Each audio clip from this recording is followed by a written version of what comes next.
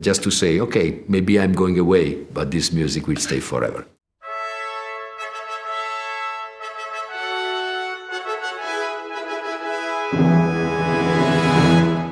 Getting to the end of a symphonic cycle by Shostakovich with the great London Symphony Orchestra has given me a feeling of a huge journey. And to do this journey with fantastic people coming along with me, such artists, made me feel the music by Shostakovich even more important, more needed today. So I hope that all the joy, the concentration, the intensity of understanding the music we try to get in our journey will pass to you, and has been a very incredible and unforgettable experience. Festive Overture was written to celebrate the grandeur of Russia. Festive Overture, 1954, so 1 year after Stalin died. There is this kind of pompous, grandiose, maestoso, big feeling. We have to celebrate. But what you expect as an indication of time, when a composer writes something like that, probably we say allegro maestoso, or grandioso, or with importance, con importanza. Shostakovich put allegretto. E allegretto is one of those tempos that always shows something strange. Why you play this great music, but the tempo is allegretto? Is in small scale. No, it's not in small scale. The orchestra is big. I think it's the character. Always there is an element of sarcasm in the Shostakovich music, even in the Festive Overture. When the 20 years old Shostakovich came out with his first symphony, it was really a big surprise. It was an explosion in the Russian world, because a work of such a young composer had to be so mature, so well-crafted, and in a way new without breaking down with the past. I have to say, Symphony No. 1, it is a miracle. Symphony No. 2 is probably the most avant-garde in the symphonic output by Shostakovich. He was young, probably he was intrigued by the mechanism, the robot, the industry life. So it's the most engineeristic one. I mean, even the structure is very mathematic. Is made by the beginning a lot of canons, and all the canons are getting starting a little bit faster. So the beginning is a little bit late. After that comes, and all the layers are just adding up to a sort of very noisy and yet very well constructed symphony. It calls for a chorus at the end, but is everything about modernity. Is the celebration of modernity. Symphony No. 3, in a way, follows the steps of Symphony No. 2, but in a different way. There is no apparently structure. There is no formal architecture, clear architecture in the piece. So when I learned it, and I performed it, and I recorded it, I thought, where I should start to approach this symphony. There is no sonata form, there is not thema and variations, there is no aria form. So the architecture is very open. At a certain point I started to look at the symphony as a sequence of disconnected elements, like in a parade. And any of this group of people has its own song, its own music. And one after the other is presenting in the parade. And you listen to this music. At the end, because there is also the chorus at the end, is just celebrating this variety of music sung by the different fraternity of different cooperations of people. In this way, the Symphony No. 3 works perfectly well. For me, Symphony No. 4 is the biggest masterpiece until that moment in the life of Shostakovich. So nothing was anticipating the Symphony No. 4, and actually nothing followed Symphony No. 4. Shostakovich was not happy with the structure of the symphony. He always worked on it for a long time because he thought that that first movement was not very precise in terms of structure. Actually, I like the first movement. It's so full of variety, full of coup de théâtre, just a moment of great genius. And this symphony was the one that created the ban, for the first ban of Shostakovich. That was Symphony No. 4 and Lady Macbeth, the opera. After those two pieces, Shostakovich was looked very suspiciously by the Soviet and was actually really banned. So that means that the symphony had something very strong to say, and still today has something strong to say. The Symphony No. 5 is one of the most famous, the most performed, that Shostakovich composed to re-get the sympathy of the Soviet. So after being banned with Symphony No. 4, he tried to compose something easier in terms of being approached by the audience and by the politics at the time.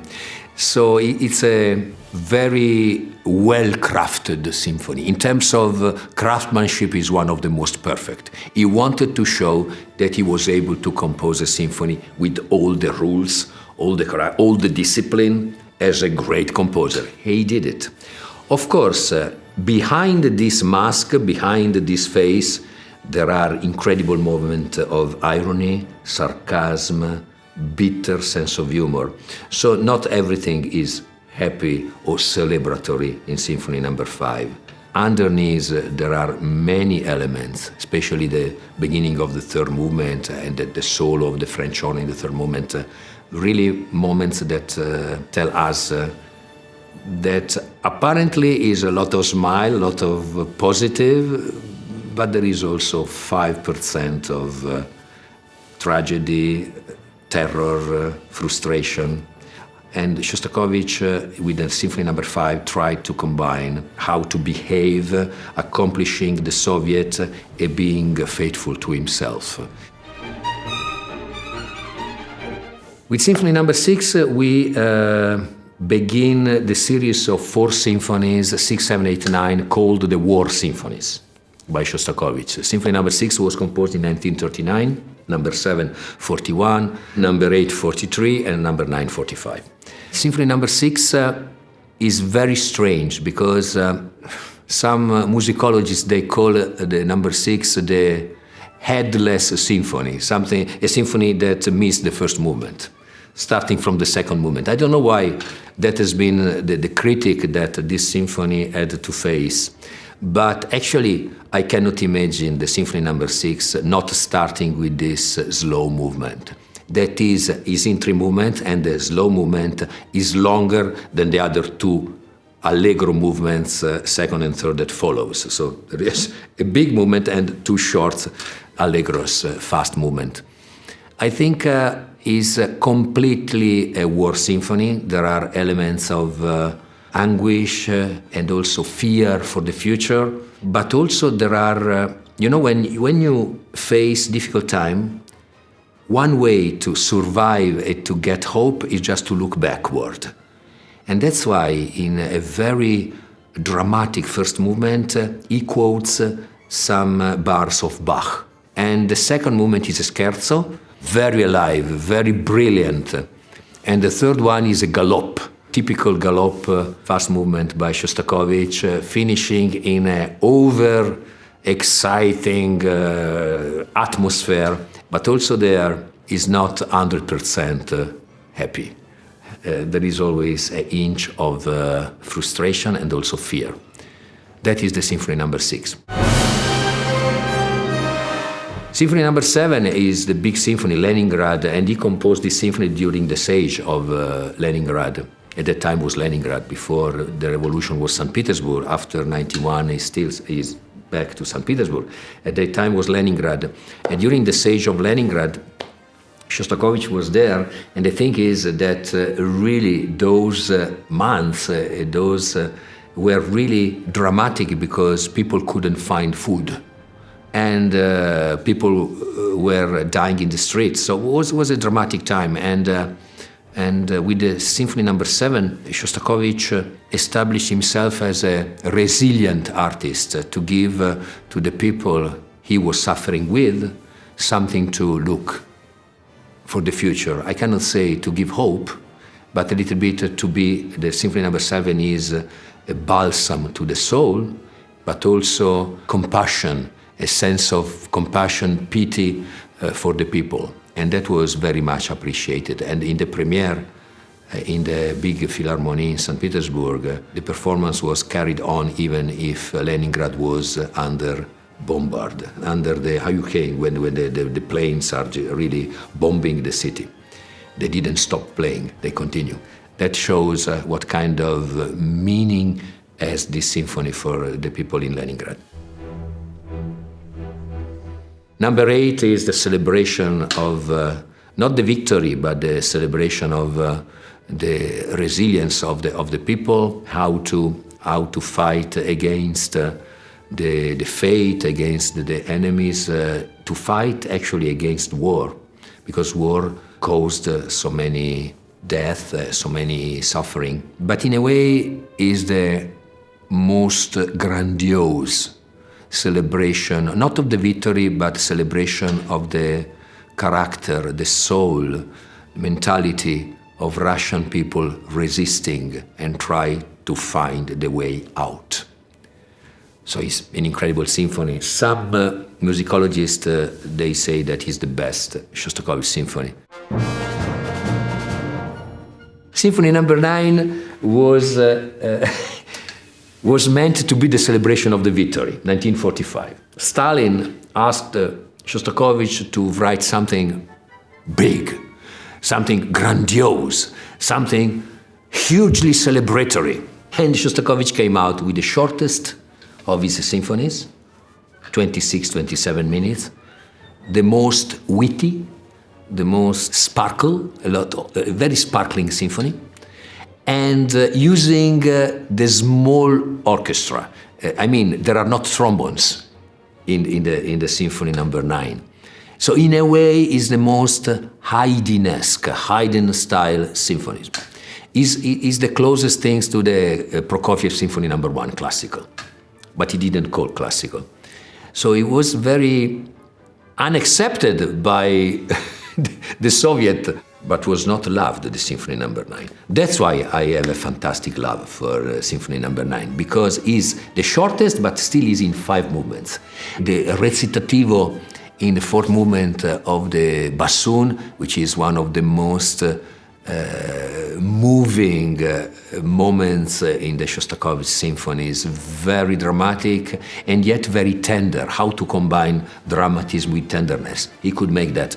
And intersperse with the chorale, with the trombones. So there is recitativo, bassoons, 4th movement, chorale of the trombones, again recitativo, and after that gives just place to the finale, which is very, very, very allegro and very nice, and also very good smelling, very with sense of parfum, which is very difficult to find in Shostakovich.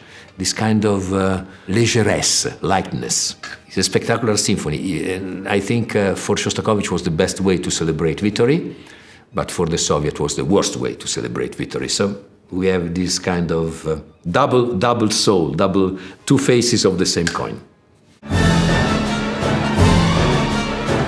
Number 10 was written after the death by Stalin, so 1953. Stalin died the 5th of March 1953, the same day when Prokofiev died. So Stalin and Prokofiev died the same day. And after the death of Stalin, Shostakovich wanted to compose something big.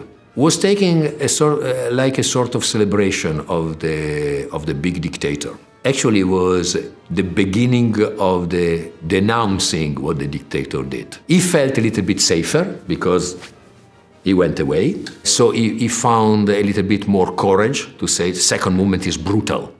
It's really brutal. It's not even allegro, it's not presto, it's brutal. It's cruel and brutal. And it's brutal for the conductor, it's brutal for the orchestra, it's brutal for the audience. And with this brutality gets a sense of excitement that you cannot understand, you cannot resist at the end of that. But the first movement is so incredibly deep, and there is also a sense of the light at the end of the tunnel. Number 11. Number 11, now we have a diptych, 11 and 12. With these two symphonies, one written in 56, 57, and the other one, the 12, in 61, Shostakovich wanted to remember two dramatic moments of the Russian life. The number 11 is called 1905, and the number 12 is called 1917. So number 11 is just remembering the first revolution that created a lot of blood, a lot of death, also the second revolution. But this one was not able to win over the Tsar Empire. With Symphony number 11, you see a new style that Shostakovich started. The material that he used becomes smaller and smaller and smaller. But he can use all the small material in 100 different ways. Progressing from this Symphony number 11, all the next symphonies are going back to this. So very simple and yet very sophisticated. It's not complex, it's just sophisticated. Incredible. And number 11 has a lot of power, all the four movements. The second movement is ridiculously fast, but if you control it, and London Symphony can do that, it's incredible. It's exhilarant, it's unbearable, it's exciting, it's terrifying, all in once. Incredible. Number 12 somehow is one of the neglected symphony by Shostakovich, together with number 2 and number 3. Why? Because it was dedicated to Lenin, and that was the 1917. It was not a celebration of the October Revolution, was just remembering the October Revolution in 1917. And the music itself is spectacularly written. And the last movement is the dawn of the new humanity, what they expected to create. But also in the last movement is not only celebratory, it's just also telling, was not what we expected or what they expected. So it's a very complex symphony. And I'm sure if it wouldn't be dedicated to Lenin, it would have been played more often. Number 13, Babi Yar, it's denouncing all the killing of the Jewish people in Russia. And it calls also for a main chorus at the end. Very dramatic symphony, and it also calls for a solo bass. So the symphony is for solo bass, male chorus, and orchestra, big orchestra. In the symphony number 13 is included probably the most profoundly felt music by Shostakovich. It's incredibly deep, very far to be boring. It's just deep and engaging. But the power of this symphony is huge. It can take you on the edge of your seat for minute 1 to the last minute of the symphony. And when comes the male chorus, is the coronation of these moments of drama and tragic. With the number 14, we go back to small-scale symphony. Small scale means is only for strings and percussions and 2 singers, soprano and bass baritone. With this symphony, Shostakovich tries to face the drama of the ending of life. In 1969, when he composed this symphony, he already suffered a very strong heart attack. So he was in and out from the hospitals. And he started to wonder and to ask himself, what is death? I'm approaching death. What is that? He was not a believer. He didn't have any kind of God. So for an artist, as Shostakovich was, what means always very much connected with being part of the society, being part of Russia. What means I'm going away sooner rather than later because I'm sick. Of course, he survived after 6 years, but he didn't know that. What I will face in that moment? And not only that, what will be my legacy when I will be away? How I can perpetuate myself after my death? Through my art. That is the answer. Using text from four poets, Garcia Lorca, Apollinaire, Kuchelbecher, and Rilke, he just takes all these lyrics to express something he was not able to write in words. The sound world he can create with just strings, orchestra, and percussions and two singers is magic. The variety of sounds. You think, but you don't have woodwinds, you don't have brass. Incredible. You don't miss them. The variety is so big. So the 14 is a jewel, is a masterpiece. The only two symphonies Shostakovich composed, I was a baby or a kid, are the 14 and 15. So they somehow are close to my heart. 15 is an enigma because it's light somehow. There are so many quotes. There is a quote from Wilhelm Tell Overture. There is a quote from Wagner, Götterdämmerung. There is a quote from Ruslan and Ludmila, Glinka. So why Shostakovich takes music from other composers? The quotes are very short. For instance, the Wilhelm Tell, tagadam, tagadam, tagadam, pam, pam. So why he uses this? You think that his creative power was diminishing? No. It's the same story that connects with the Shostakovich Symphony No. 4. Looking back, something preceding you, so you are part of the history of the great composers. There is always this obsession how to create a legacy. It is incredible because start very, very, not sober, but in a very sparse way. There are not big orchestration, big clashing of sound. There are two fantastic recitativo, very long, solo cello, solo violin. In second movement is a stupendous symphony. At the end, there is this ending which is very cryptic, very disturbing for me, which is the same ending he uses for the second cello concerto, when all the percussions are doing this kind of continuous rhythm.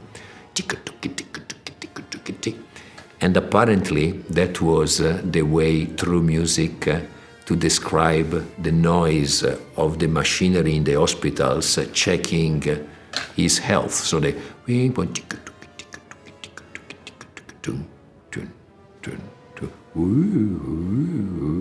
all the machinery connected with his body.